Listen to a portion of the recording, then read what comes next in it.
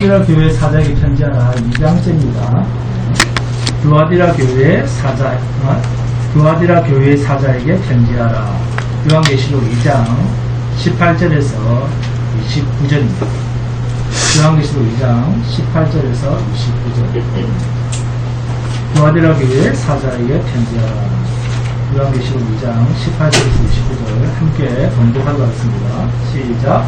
두아디라 교회 사자에게 편지하라. 그 눈이 불꽃 같고 그 발이 빛난 주석과 같은 하나님의 아들이 이르시되 내가 내 사업과 사랑과 믿음과 섬김과 행례를 아노니 내 나중 행위가 처음보다 많더라. 그러나 내게 책망할 것이 있노라. 자칭 선지자라 하는 여자 이세벨을 내가 용납하느니 그가 내 종들을 가르쳐 깨어 행음하게 하고 우상의 재물을 먹게 하는도다. 또 내가 그에게 회개할 기회를 주었으되 자기의 운명을 회개하고자 하지 아니하는도다. 둘째다 내가 그를 침상에 던질 터이요 또 그와 들어올 가늠하는 자들도 만일 그의 행위를 회개하지 아니하면 큰 혼란 가운데 던지고 또 내가 사망으로 그의 자녀를 죽이리니 모든 교회가 나는 사람의 뜻과 마음을 살피는 자인 줄 알지라. 내가 너희 각 사람의 행위대로 갚아주리라. 두아디라에 남아있어 그 교훈을 받지 아니하고 소위 사탄의 깊은 것을 알지 못하는 너희에게 말하노니 다른 집으로 너희에게 줄 것은 없노라. 다만 너희에게 있는 것을 내가 올 때까지 굳게 잡으라. 이기는 자와 끝까지 내 일을 지키는 그에게 왕국을 다스리는 권세를 주리니 그가 철장을 가지고 그들을 다스려 질그릇 깨뜨림과 같이 하리라. 나도 내 아버지께 받은 것이 그러하니라. 내가 또 그에게 새벽배를 주리라. 귀 있는 자는 성령이 교회들에게 하시는 말씀을 들을지어다. 빌립보 교회를 개척한 바울이 아시아로 복음을 전하려고 할 때 성령에 이끌려서 마게도냐로 가고 마게도냐에서 만난 사람이 누굽니까? 네, 그렇습니다. 자주장사 누구죠? 루디아입니다. 그 루디아가 이 두아디라 출신입니다. 두아디라가 얼마나 상업이 발달한 곳이면 그 당시 염색 기술 중에서 색을 만들어내기가 가장 어렵다던 자주색, 그 자주색 옷감을 두아디라에서 만들었고 루디아가 이 두아디라 출신입니다. 두아디라는 상업이 발달한 곳이다 보니까 장사하는 사람들마다 장사하는 집단들마다 자기들 나름대로 섬기는 신이 많았습니다.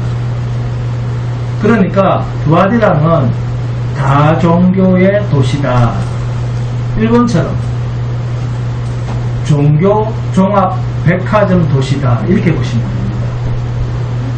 이러한 도시에서 모든 종교는 우상노름이라고 하면서 철저히 끊고 그런 것을 믿으면 안 돼. 그러면서 우상을 섬기는 자들과는 이제는 접촉조차 안 하고 오직 십자가 예수만 믿고 자기 일, 자기 사업만 한다고 하면 이러한 종교적, 경제적 상황 속에서 초기 기독교 교인들이 당하는 어려움과 협박 그리고 외톨이가 되는 그 당시 두아디라 교회의 교인들의 입장을 이해하시면서 또 이 본문을 대하면 십자가 예수를 받아들인 이들이 왜 자칭 선지자라고 하는 여자 이세벨을 그렇게 쉽게 용납하게 되었는가, 받아들이게 되었는가 하는 것을 쉽게 이해할 수가 있습니다.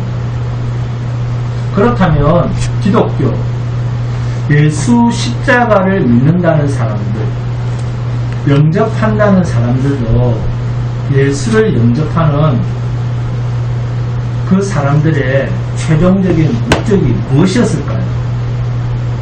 부자가 되는 것이었습니다. 부자 되는 것. 그러니까 부자 되기를 소원하고 예배당에 나오고 하나님을 부르고 예수를 불렀다는 것. 그래서 부자가 된다라고 하는 그 목적에 예수 말고 또 다른 게 있으면 예수 플러스 다른 짓, 예수의 다른 짓을 더하는 일은 쉽겠습니까? 어렵겠습니까? 쉽죠. 너무 자연스러울 정도로 쉽다는 겁니다. 이게 다른 복음입니다. 코나비트. 복음이라고 하는 말은 단어일까요? 인격일까요? 복음이라고 하는 말은 인격입니다. 이런 분위기를 가지고 계시록을 읽으면 두아디라 교회가 처한 형편이 이해가 됩니다. 그렇다 보니까 예수 믿으면 잘 먹고 잘 산다. 그러니 우리 교회 없나? 그러면 말을 꺼내기가 쉽겠습니까? 어렵겠습니까? 쉽죠? 부담이 없이 너무 쉽게 받아들이는 거예요. 왜요? 예수 믿는 것도 상선번학으로 생각을 하니까 내만 잘한다면 30배, 60배, 100배로 보상을 받고 내가 못하면 벌 받는다. 그러나 나는 잘할 수 있다. 왜? 잘 된다 그러니까. 그래서 잘 된다 소리만 들으면 열심히 새벽기도 하면서 픽픽 넘어가는 거예요. 이것을 한 문장으로 표현한 말이 본문 20절에 있습니다. 자칭 선지자라 하는 여자 이세벨을 내가 용납하니니, 여자 이세벨을 용납했다는 거예요. 자, 그러면 여러분, 이세벨을 용납했다는 말을 어떻게 풀면 좋겠습니까? 풍요의 신을 좋아하고 전파했다는 것입니다. 이세벨을 용납했다는 말은 부자가 되는 종교를 좋아하고 그것을 전파했다는 것입니다. 그런데 이들이 전혀 신앙이 없었던 사람이냐? 아닙니다. 열심히 있었던 사람입니다. 본문 19절입니다. 내가 내 사업과 사랑과 믿음과 성김과 인내를 아노니 내 나중 행위가 처음 것보다 많도다.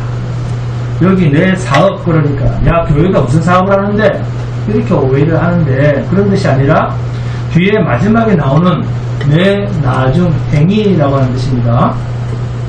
지금 19절은 어느 교회랑 비교를 하고 있습니까? 에베소 교회랑 비교를 하고 있습니다. 에베소 교회는 뭐라고 했습니까? 계시록 2장 4절 5절입니다. 그러나 너를 책망할 것이 있나니 너의 처음 사랑을 버렸느니라. 그러므로 어디서 떨어졌는지를 생각하고 회개하여 처음 행위를 가지라. 만일 그리하지 아니하고 회개하지 아니하면 내가 내게 가서 내 촛대를 그 자리에서 옮기리라. 네? 에베소 교회는 나중 행위가 처음 행위보다 더 크고 많다라고 하는 두아디라 교회와는 반대입니다. 에베소 교회는 처음 행위들까지 버렸습니다. 그런데 두아디라 교회는요, 처음 행위보다 지금의 모습, 나중 행위가 훨씬 더 크고 많습니다. 훌륭한 교회입니다. 그렇죠? 그럼에도 불구하고 지적과 경고를 받고 있습니다. 그렇다면 우리가 처음 행위라고 할 때 처음 사랑, 처음 행위라고 하는 것이 뭘까요? 처음 사랑, 처음 행위란 뭐죠? 십자가 고난의 예수를 따라 사는 삶, 이런 것입니다. 그래서 계시록 2장 4절에 등장하는 에베소 교회에 그러나 너를 책망할 것이 있나니 너의 처음 사랑을 버렸느니라. 너의 처음 사랑을 버렸느니라. 여러분이 처음 예수를 영접했을 때 그 모습을 상상하시면 됩니다. 너의 처음 사랑을 버렸느니라. 라는 말은 이제 와서 지금은 너는 껍데기만 있다 그 말이에요. 십자가 복음의 형태는 가지고 있는데 삶의 내용이 없다 그 말입니다. 그러니까 요란한 열심은 있는데 복음의 핵심이 변질되었다는 거예요. 이게 에베소 교회에 대한 이야기입니다. 계시록 2장 6절입니다.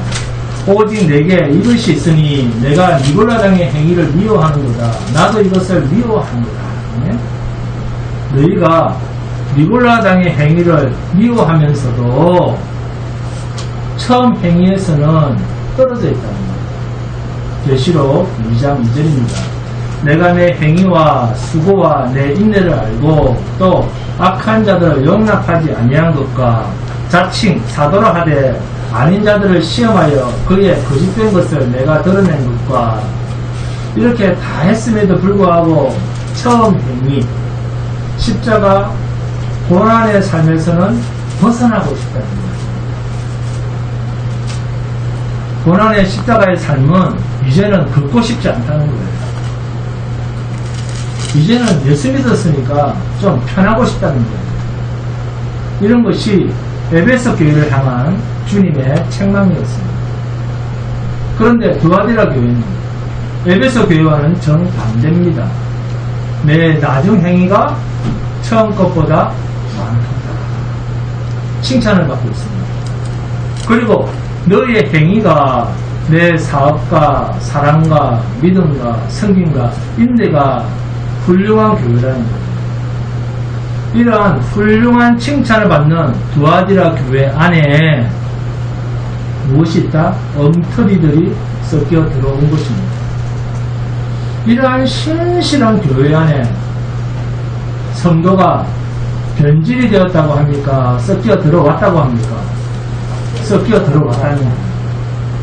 그러니까 두아디라 교회는 책망받을 수 없는 자로 꽉 찼었는데 그럼에도 책망을 하겠다. 왜? 이렇게 섞여 들어온 아닌 자들, 곧 이세벨과 함께하는 그 엉터리들, 세상 풍요를 바라는 그 엉터리, 잘못된 것들을 용납했다는 거예요. 자리를 만들어줬다는 겁니다. 그들도 예수를 믿는 그리스도인인 것처럼 받아들였다는 거예요. 본문 20절입니다. 함께 묵상합니다. 20절. 그러나 내게 책망할 일이 있노라. 자칭 선지자라 하는 여자 이세벨을 내가 용납함이니 그가 내 종들을 가르쳐 깨어 행음하게 하고 우상의 재물을 먹게 하는 거다. 여기서 그가는 누굽니까? 여자 이세벨을 용납한 자들 두고 하는 답입니다. 자, 그가 그러나 내게 책망할 일이 있노라. 자칭 선지자란 여자 이세벨을 내가 용납하니 그가 내 종들을 가르쳐 깨어 행음하게 하고 우상의 재물을 먹게 하는 그가 이세벨을 용납한 자 그리고 이세벨입니다. 그가 내 종들을 여기서 내 종이란 누구죠? 예수 그리스도의 십자가 고난에 동참하여 주님과 함께하는 자입니다. 그리고 행음하게 하고 우상의 재물을 먹게 하는도다 라고 하는 말은 육체의 일을 강조하는 것이 아니고 영적인 의미입니다. 영적 단음을 이야기하고 있습니다. 그러니까 우리가 하나님의 진리에서 벗어나서 하나님을 부르고 예수를 부르면서 또 다른 종교, 육체로 종교 행위를 하는 것은 다 뭐하는 짓이다? 우상노름이에요. 그것이 바로 행음하는 짓, 사탄과 섞여 사는 것과 같다. 몸을 섞은 것과 같은 것이다. 그 말입니다. 자, 그런데 지금 주님은 본문 21절에서 또 내가 그에게 회개할 기회를 주었으되 할 때 이 회개할 기회는 이세벨의 교훈을 가지고 들어온 자들을 향한 말입니다. 그래서 자기의 음행을 회개하고자 하지 아니하는도다 라고 할 때 이 음행이란 다른 복음을 전하는 자들, 이들이 하는 말을 따라 행하는 것입니다. 이들에게 회개할 기회를 줬습니다. 그렇게 회개할 기회를 줬는데 그들은 음행을 회개하지 않고 결국 주님이 피로 사신 교회까지 어지럽히고 있다 그 이야기입니다. 그러면 이러한 자를 어떻게 하느냐? 본문 22절, 23절입니다. 함께 봉독합니다. 22절부터 시작. 볼지어다 내가 그를 침상에 던질 터이요 또 그와 더불어 간음하는 자들도 만일 그의 행위를 회개하지 아니하면 큰 환난 가운데 던지고, 자, 고통의 침상에 던지겠다. 그리고 23절에 또 내가 사망으로 그의 자녀를 죽이리니. 여기서 그의 자녀가 누구죠? 바울이 디도와 디모데를 무엇으로 낳은 자녀라고 그랬죠? 믿음으로 낳은 아들. 믿음 안에서 참 아들 된 디모데라는 말을 쓰지 않습니까? 그러니까 이세벨의 게임에 빠져서 같은 종류로 우상 노름을 한 자는 여자 이세벨 곧 마귀의 자녀들이다 그 말입니다. 그러한 자들도 내가 반드시 죽이겠다. 본문 23절입니다. 또 내가 사망으로 그의 자녀를 죽이리니 모든 교회가 나는 사람의 뜻과 마음을 살피는 자인 줄 알지라. 내가 너희 각 사람의 행위대로 갚아주리라.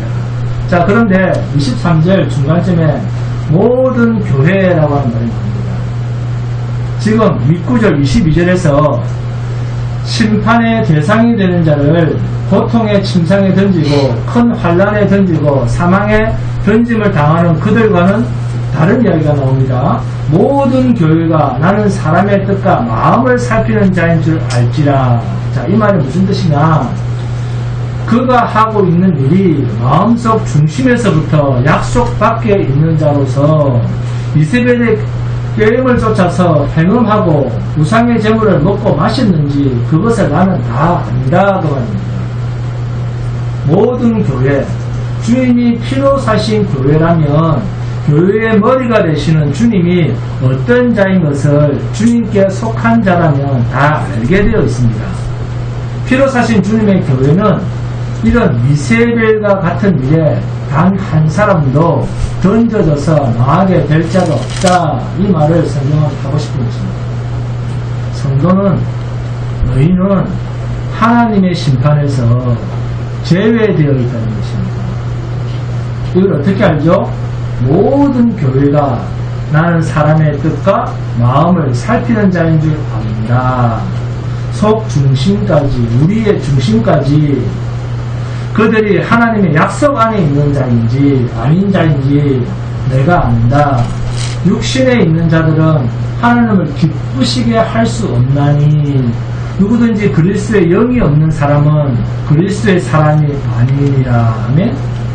그러니까 하고 안 하고의 문제입니까? 하나님이 주신 믿음이 있고 없고의 문제입니까?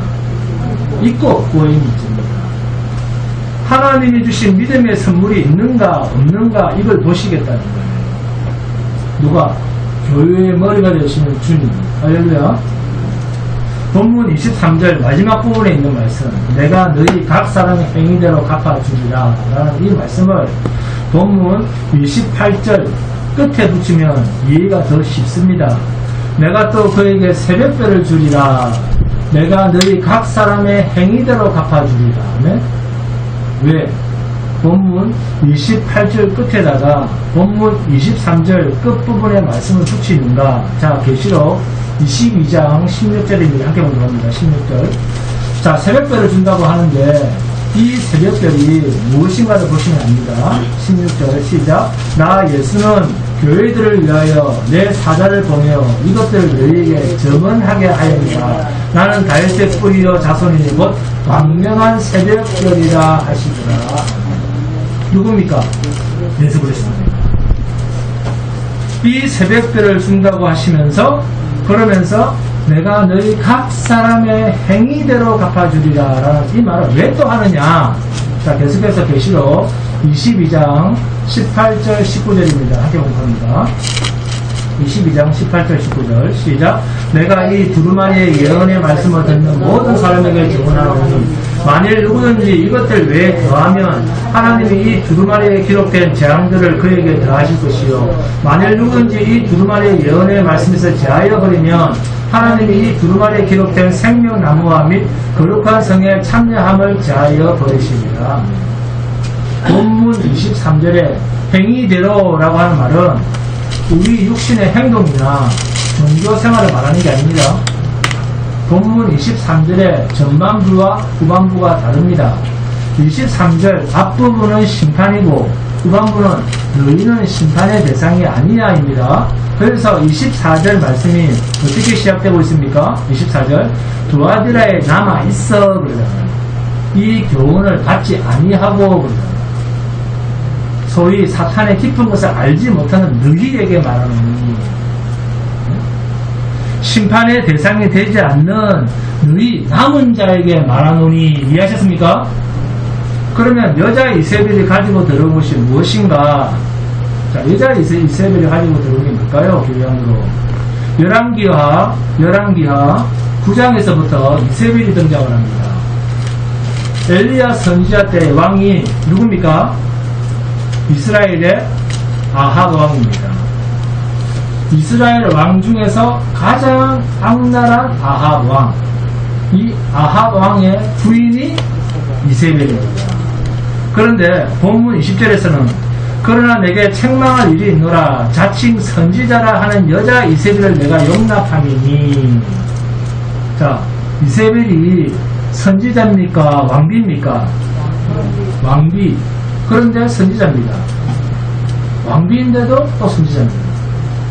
왕비지만 우상을 전파하는 왕비, 선지자입니다. 네? 이 여자 이세벨. 그런데 이 여자 이세벨이라고 하는 말을 보니까 우상, 행음, 회개할 기회를 줬는데 회개하지 않았고 그를 침상에 던질 터이요 회개하지 아니하면 큰 환란 가운데 던지겠다라는 말까지 나옵니다. 그러면 자칭 선지자 이세벨이라고 하는 말이 무슨 뜻인지 아주 중요해졌습니다. 자, 여러분, 이세벨의 양력입니다. 이세벨은 북이스라엘의 가장 악랄한 왕, 아합 왕의 왕후였습니다. 원래 이세벨은 이스라엘의 서쪽 변방에 있는 두로와 시도온 할 때 그 두로 왕의 딸입니다. 그런데 이 두로라는 나라가 바알신을 섬기고 있었습니다.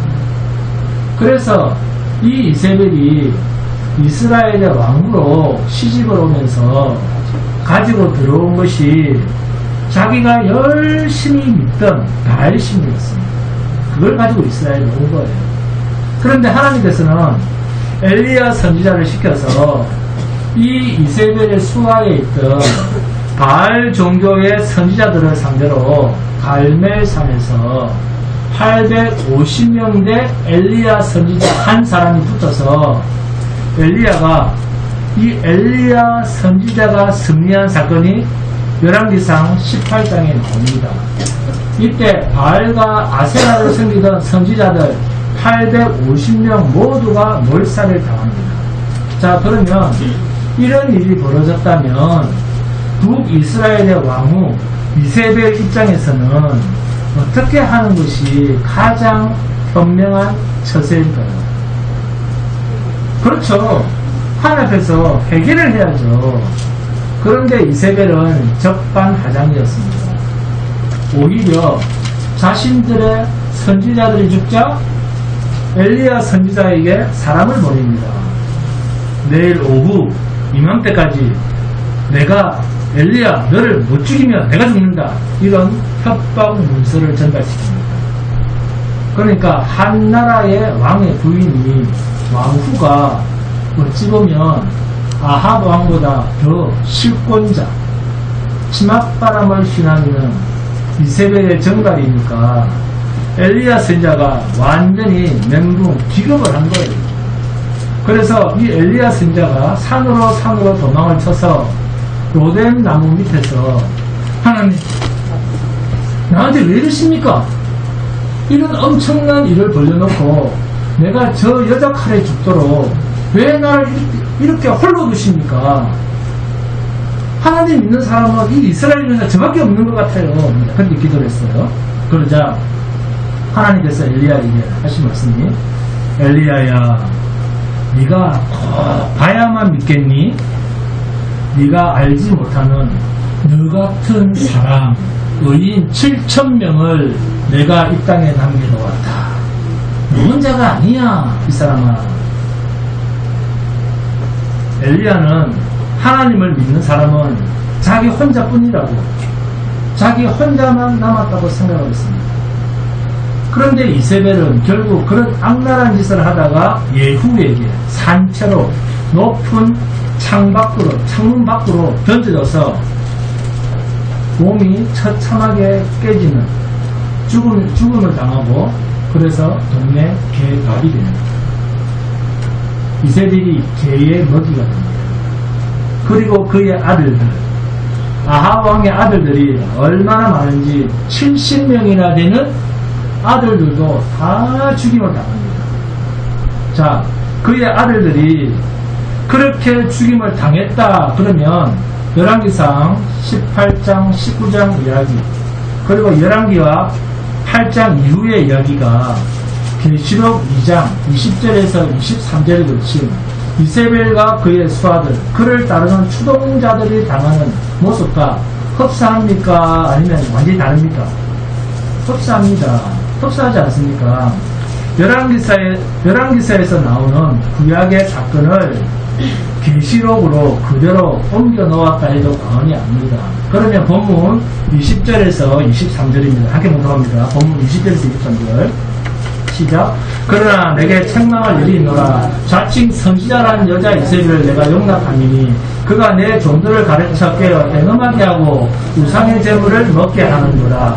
또 내가 그에게 회개할 기회를 주었으되 자기의 음행을 회개하고자 하지 아니하는도다. 볼지어다 내가 그를 침상에 던질 터이요 또 그와 더불어 간음하는 자들도 만일 그의 행위를 회개하지 아니하면 큰 한람 가운데 던지고 또 내가 사망으로 그의 자녀를 죽이리니, 이세벨을 죽이고 그의 아들들을 처참하게 죽인 사건이 여기 신약 계시록에도 그대로 기록을 하고 있습니다. 회개할 기회를 줬지 않습니까? 갈멜산에서 바알과 아세라 선자들을 죽일 때 이세벨은 북이스라엘의 7번째 왕인 아합 왕의 아내로서 또한 왕후로서 갈멜산의 사건을 보니, 자, 사건을 보니까 그게 회개할 사건이 됩니까? 안 됩니까? 되잖아요. 네? 그런데 그렇게 눈으로 확인하고도 회개는 안 했다는 거예요. 70명의 아합 왕의 아들들 역시 회개하지 않았습니다. 그래서 다 죽였다는 거예요. 그 추종자들까지. 자, 그러면 어째서 이 이세벨을 자칭 선지자라고 하는가? 열왕기하 9장 22절을 보시면 22절에 요람이 예후를 보고 이르되 예후야 평안하냐 하니 대답하되 내 어머니 이세벨의 음행과 술수가 이렇게 많으니 어찌 평안이 있으랴 하더라. 네? 이세벨의 음행과 술수, 이세벨의 음행과 술수라고 하는 말입니다. 술수라고 하는 말은 히브리어로 케세프라고 하는 말인데 그 뜻은 마술, 요술이라는 뜻입니다. 그리고 출애굽기 7장 11절에 보시면 바로도 현인들과 마술사들을 부르매 그 애굽 요술사들도 그들의 요술로 그와 같이 행하되, 모세가 10가지 재앙을 행하기 전에 바로왕 앞에서 지팡이를 던졌죠. 지팡이를 던지니까 지팡이가 뭐로 변했습니까? 뱀으로 변했을 때 애굽의 그 요술사들도 그거 우리도 할 수 있어? 자기들도 지팡이를 던지니까 뱀이 됐어요. 똑같이 지팡이를 뱀으로 변하게 한 적이 있습니다. 누구의 요술로? 그 마귀들의 요술, 그들의 요술로. 출애굽기 7장 12절입니다. 각 사람이 지팡이를 던짐에 뱀이 되었으나 아론의 지팡이가 그들의 지팡이를 삼킵니다. 이렇게 합니다. 어떻게 지팡이가 뱀이 되도록 했을까요? 애국 요술사들이 그들의 요술로, 그들의 요술이라고 하는 말이 히브리어로 미홀레아입니다. 뜻은 마법, 주문이라는 말입니다. 그러니까 애국의 마술사들, 그 요술사들이 자기들의 마법으로, 자기들의 주문으로 지팡이가 뱀이 되게 했다 그 말입니다. 그러니까 이세벨은 바알과 아세라를 섬기면서 마술과 요술을 행하던 자에 있는데 누가? 이세벨. 마술과 요술을 행했던 그 이세벨. 이런 자가 교회 안으로 들어가서 바알과 아세라를 대변하면서 예수 믿지 말라는 소리 안 합니다. 그런 자들도 예수 믿으라 그럽니다. 예수 잘 믿고 구원받으려면 네가 들어와도 복을 받고 나가도 복을 받으려면 우상의 재물도 넣고 행음도 해야 돼 하면서 병도 고쳐줍니다. 병도 고치고 온갖 요망한 요술을 보여주면서 그것을 마치 예수 잘 믿으면 되는 것처럼 그렇게 신자들을 현혹시켰다.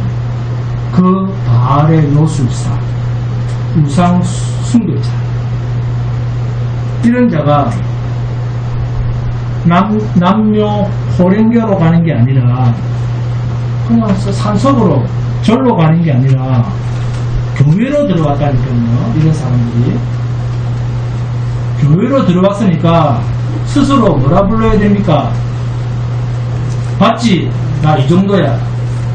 이게 다 마귀가 아니고 하나님의 능력을 받아서 그런 거야. 그러니까 나는 선지자야. 자칭 선지자라 불렀다. 그 말입니다. 이해가 됩니까? 여러분이 꿈을 해몽할 때도 다니엘서에 보면 여러분이 꿈을 가르쳐주지 않습니다. 느부갓네살 왕이 그 점쟁이 요술사를 다 불러, 전국에 있는 요술사들 다 불러가지고 점쟁이들 무당들 다 불러가지고 내가 어젯밤에 무슨 꿈을 꿨는지 이야기를 하고 그 꿈에 대해서 너희가 해석을 하라 그렇게 가르칩니다. 그런데 그 점쟁이들 무당들이 아무도 왕이 말을 안 해요. 무슨 꿈을 꿨는지 말을 안 하니까 알아맞힐 수가 없어요. 그래서 다 죽여버렸습니다. 그것을 다니엘이 막은 거예요. 여러분 점을 보려면 그렇게 보세요. 꼭 점을 보고 싶다. 나는 죽었다 깨어나도 점을 한번 보고 싶다. 그런 사람은 점쟁이한테 가서 아무 말 하지 말고 내가 어젯밤에 꾼 꿈을 맞춰보시오. 그리고 해몽을 해보시오. 그렇게 얘기해야 됩니다. 그 바벨론의 느부갓네살 왕도 얼마나 총명합니까? 그런데 아무도 못 맞췄는데 다니엘은 느부갓네살 왕 앞에 가가지고 왕이 어젯밤에 이런 꿈을 꿨습니다. 그리고 이 꿈은 이런 뜻입니다. 라고 그래서 다니엘이 이야기를 했다니까요. 그게 신이 있는 자예요. 좀 제대로 알고 무당을 믿더라도 점을 치더라도 치고 다니세요. 그걸 모르니까 늘 당하잖아요. 교회 가서는 만원 내면서 회가 가서는 몇천만원씩 갖다 주잖아요.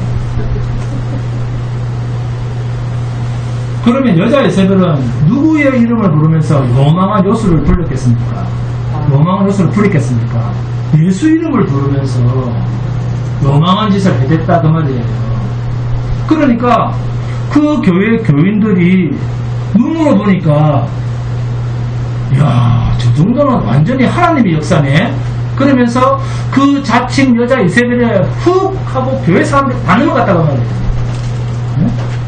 여러분 보시면 알겠지만 목사가 10년 동안 이야기해도 무당껏 귀신 들린다고 한 명 와서 이야기하는 걸 다 넘어갑니다.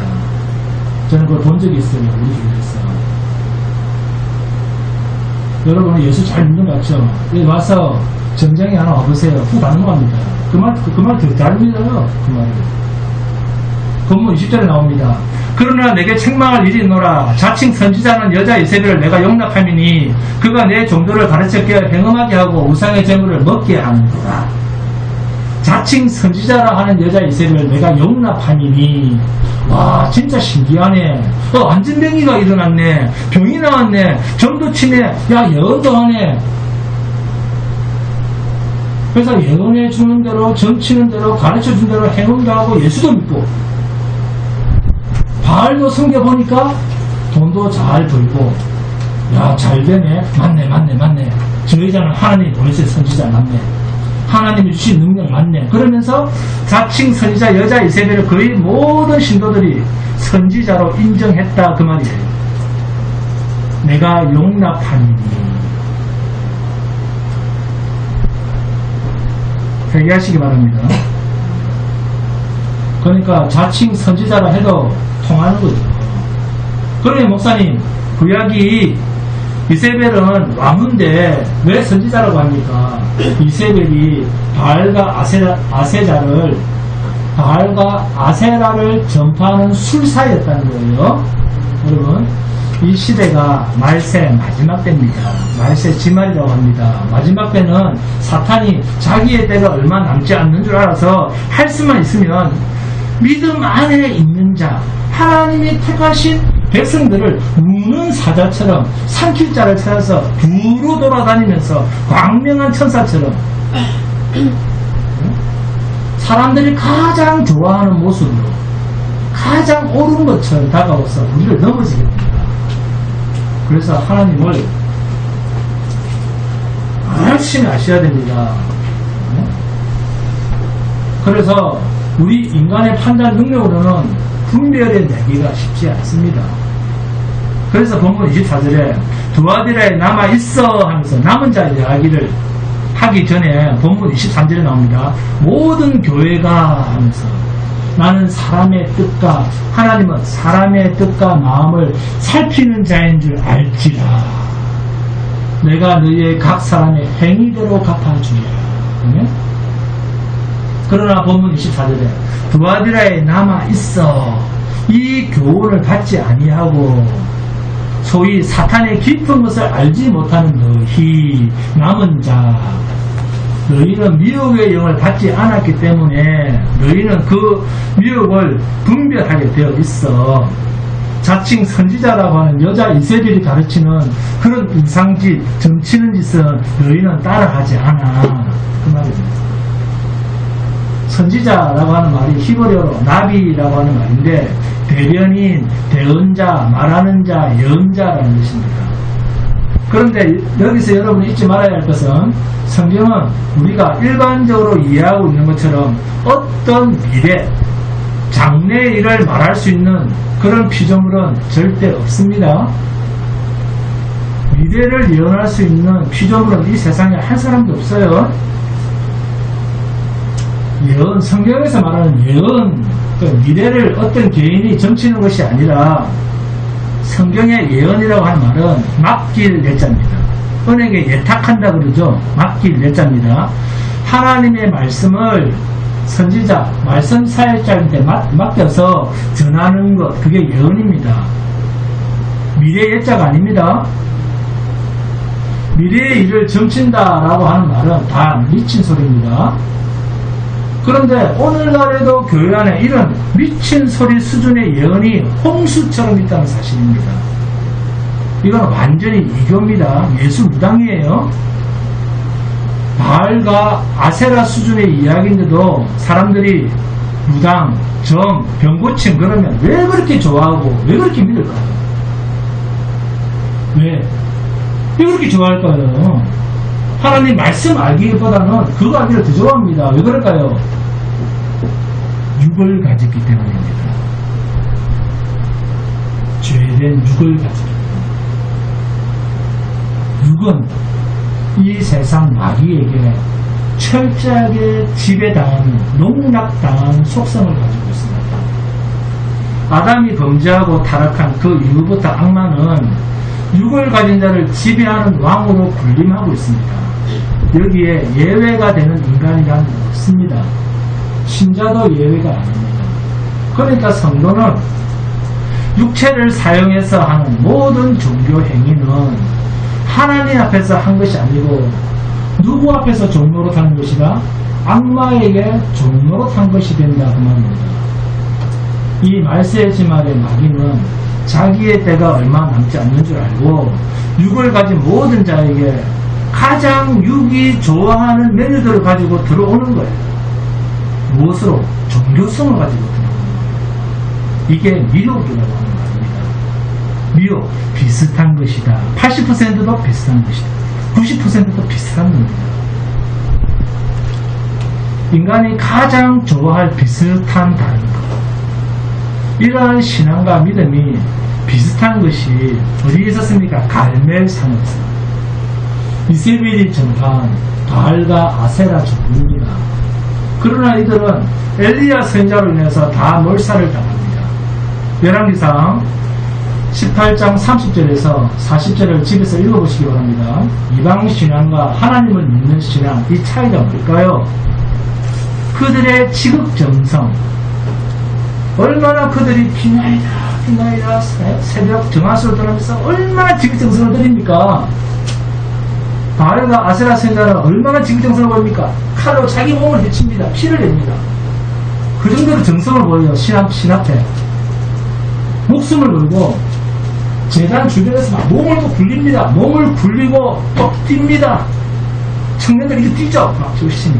왜 뛰는지 모르겠지만 바짝바짝 뛰면서 칼로 자신의 몸을 자해까지 해가면서 바알 선지자를 바알을 부르고 아세라를 부르고, 이 바알 선지자와 아세라 선지자 그 850명이 그렇게 자신들이 믿는 신한테 정성을 보였는데, 왜? 자신들이 믿던 그 우상은 응답이 전혀 없고, 왜 엘리야 선지자는 혼자 했는데 번제물과 나무와 돌과 흙을 태우고 또 도랑의 물까지 말라버릴 정도의 강력한 불이 하늘에서 떨어졌습니다. 이방 선지자와 엘리야 선지자의 차이점이 뭘까요?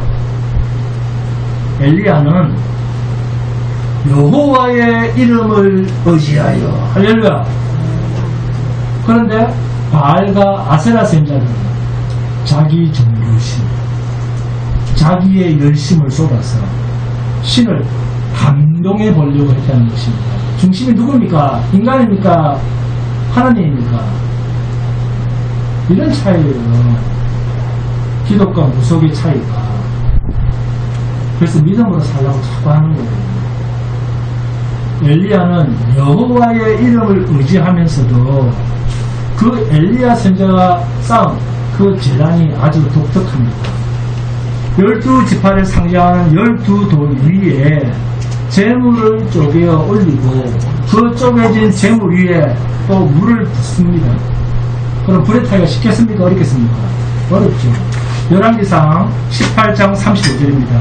물이 제단으로 두루 흐르고 또랑에도 물이 가득 찼더라. 제단에 불이 붙을 수 없는 조건을 완전하게 만들었습니다. 엘리야가. 재물이 12돌 위에 쪼개져서 올려졌습니다. 희생을 위하여 죽임을 당했습니다. 그리고 물을 흥건하게 부었습니다. 그리고 나서 엘리야는 여호와의 이름을 의지하여 하나님 앞에 기도를 합니다. 그때 즉시 기도하자마자 즉시입니다. 즉시 하늘에서 불이 내려와서 하나님의 제단에 불이 붙었습니다. 예수님의 병 고치면 몇 번 왔다 갔다 하더니 조금씩 나왔다. 그런 게 성경에 있었습니까? 네? 김주수 집에 그런 게 있었어요? 즉시입니다. 즉시.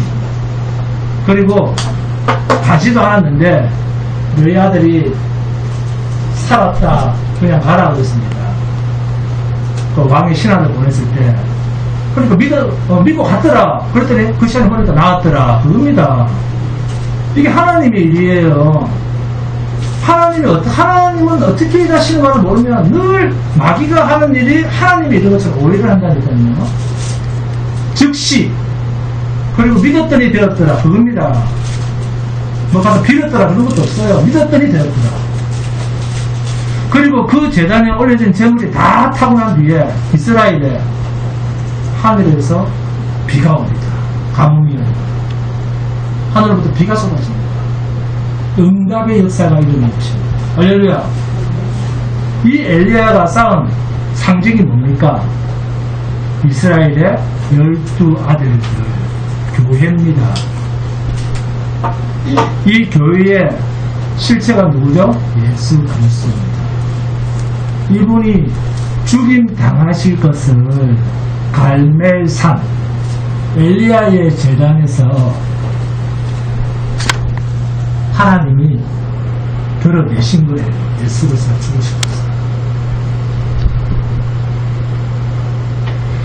여기에 남겨진 하나님의 백성들을 품에 안고 한 분의 쪼개지심으로 예수 그리스도의 희생의 제물로 죽임을 당함으로 영적 해갈이 온 것, 이스라엘에 비가 내린 사건입니다. 이게 갈멜산 사건이에요. 오직 이스라엘은 하나님의 맏아들 된 예수 그리스도에 의해서만 살아날 수 있는 민족이라는 거예요. 이 이야기가 갈멜산의 엘리야의 이야기입니다. 갈멜산, 예수 그리스도의 희생의 재단입니다. 이분 한 분이 죽으심으로 이스라엘이 다 사는 거예요. 이 이스라엘이 나중에 신약에서는 영적 이스라엘 영으로 하고 예수 그리스도 안에서 세워진 교회라고 하는 의미입니다. 자, 확인합니다. 계시록 21장 봅니다. 계시록 21장 9절에서 12절입니다. 계시록 21장. 자, 요한계시록은 성경 맨 어디에 있습니까? 뒤에 있습니다. 맨 뒤에. 요한계시록 21장 9절에서 12절입니다. 함께 봉독합니다. 요한계시록 21장 9절부터 12절까지 시작. 일곱 대접을 가지고 마지막 일곱 재앙을 담은 일곱 천사 중 하나가 나와서 내게 말하여 이르되 이리 오라. 내가 신부 곧 어린 양의 아내를 내게 보이라 하고 성령으로 나를 데리고 크고 높은 산으로 올라가 하나님께로부터 하늘에서 내려오는 거룩한 성 예루살렘을 보니 하나님의 영광이 있어 그 성의 빛이 지극히 귀한 보석 같고 벽옥과 수정같이 많더라. 크고 높은 성곽이 있고 12문이 있는데 문에 12천사가 있고 그 문들 위에 이름을 썼으니 이스라엘 자손 12지파의 이름들이라. 참 성전이신 예수 그리스도 안에 있는 영원한 교회의 모습이 하늘에서 내려온 새 예루살렘의 모습입니다. 항상 예수 그리스도는 그것을 품에 안고 야곱 곧 이스라엘을 형성한 12지파 교회를 그분이 품고 계시는 것을 우리에게 보여주고 있습니다. 고린도전서 10장 4절입니다. 다 같은 신령한 음료를 마셨으니 이는 그들을 따르는 신령한 반석으로부터 마셨으며 그 반석은 곧 그리스도시라. 에스겔서 47장 1절입니다. 그가 나를 데리고 성전문에 이르시니 성전의 앞면이 동쪽을 향하여 있는데 그 문지방 밑에서 물이 나와 동쪽으로 흐르다가 성전 오른쪽 제단 남쪽으로 흘러내리더라. 물이 흘러 넘치는 에스겔서에 나오는 성전의 묘사입니다. 이러한 하늘의 참 성전의 모형은 우리가 에덴 동산에서 그 모습을 찾을 수가 있습니다. 창세기 2장 10절입니다. 강이 에덴에서 흘러나와 동산을 적시고 거기서부터 갈라져 내 근원이 되었습니다. 그리고 완성된 성전의 모양을 계시록 22장 1절과 2절을 보시면 또 그가 수정같이 맑은 생명수의 강을 내게 보이니 하나님과 및 어린 양의 보좌로부터 나와서 길 가운데로 흐르더라. 강 좌우에 생명나무가 있어 12가지 열매를 맺되 날마다 그 열매를 맺고 그 나무 잎사귀들은 만국을 치료하기 위하여 있더라.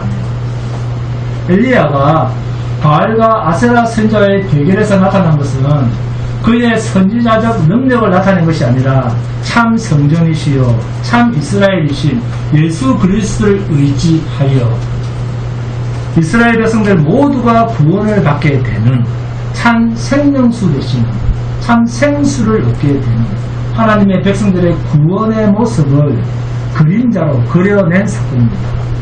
그리고 반대편에 바알과 아세라 선지자들, 이들은 이세벨에 의한 이 꾀인 우상 제물과 행음하는 이 일들은 그리스도 예수와는 전혀 상관이 없는 자기들의 필요에 의해서 풍요를 요구하고 신의 이름을 부르고 신을 만들어내고 자기들의 열심만으로 들이대는 그러나 신이 없는 우상 노름하는 자들입니다. 이것이 이세벨의 꾀임이 빠진 심판받을 자들의 모습입니다. 이 분명한 대조를 갈멜산에서 이미 보여주고 있습니다. 이것을 또 계시록의 두아디라 교회를 통해서 또 그대로 보여주고 있습니다. 그리스도 예수를 의지하지 않는 인간의 종교 행위로 하나님을 부르고 하나님 앞으로 나아가고자 하는 자는 모두 이세벨의 깸이 빠진 자들임을 잊지 마시기 바랍니다. 오늘날도 많은 사람들이 예수를 부릅니다. 하나님을 찾습니다. 교회로 와서 새벽 기도도 하고 철야 기도도 하고 일천번제도 하고 릴레이 기도도 하는데 실상은 거의 모든 사람들이 자기의 유익을 찾아서 기도를 한다는 거예요. 이런 종교놀이를 하는 것들은 다 마귀가 여자 이세벨이 광명의 천사처럼 다가와서 미혹을 한 결과입니다. 성도는 의의 법 아래에 매여 있는 자들입니다. 그래서 우리가 살아도 누구를 위해 살고, 그럼 왜 나를 위해 삽니까? 왜 기도를 주를 위해 기도를 하는 거야? 나를 위해 기도를 합니까? 말은 이렇게 하는데 살아도 주를 위해서 살고 죽어도 그런데 죽어도 주를 위하여 죽나니 사나 죽으나 누구 것? 주의 것인데 왜 내 것으로 삽니까? 이상하지 않습니까? 왜 교회를 다니면서 이걸 이상하다고 생각하면 안 됩니까? 성도는 주의 것으로 사는 신분입니다. 신자는 주의 주 되심을 위하여 세상에 존재하는 자들이라니까요. 이 목적을 위하여 우리가 세상에 존재하는 것입니다. 그리고 이것은 우리가 이루는 것이 아니라 주님께서 스스로 주님의 주 되심을 우리 안에서 이루어내실 것입니다. 그때까지 우리는 기다리며 사는 거예요. 이 새 생명이 이루어지는 그날까지 세상의 그 어떤 풍파에도 평안함을 잃지 않는, 점쟁이를 찾아가지 않는, 바다 위를 걷는 복된 성도가 되시기를 주님의 이름으로 축원드립니다. 너무 찬송합니다. 찬송.